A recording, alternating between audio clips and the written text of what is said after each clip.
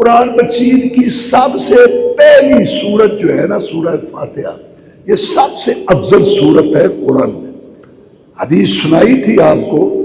ابی بن کعب کہتے ہیں رضی اللہ تعالیٰ عنہ کہ جناب محمد الرسول اللہ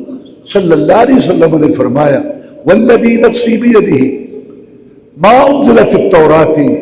ولا فی الانجیل ولا فی الزبور ولا فی الفرقان مثلھا،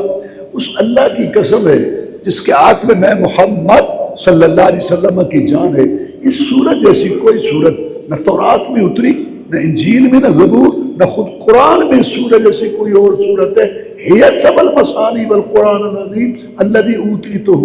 یہی وہ 7 آیتیں جو بار بار پڑھی جاتی ہیں، اور یہی بڑا قرآن ہے جو اللہ نے مجھ کو عطا کیا۔ یہ اشارہ ہے اس آیت کی طرح جو سورہ حجر میں ہے وَلَقَدْ آتَيْنَاكَ سَبْعًا مِنَ الْمَثَانِي وَالْقُرْآنِ الْعَظِيمِ، اے محمد کریم صلی اللہ علیہ وسلم،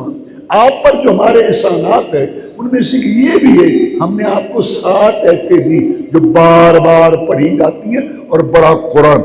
7 آیتیں بار بار پڑھی جاتی ہیں اس لیے کہ سورہ فاتحہ نماز میں پڑھنی فرض ہے، نماز امام کی ہو، مقتدی کی ہو، اکیلے کی ہو، نماز فرض، نفل، مقیم، مسافر، عید، استسقاء، جنازہ، کوئی نماز سورہ فاتحہ کے بغیر نہیں ہوتی۔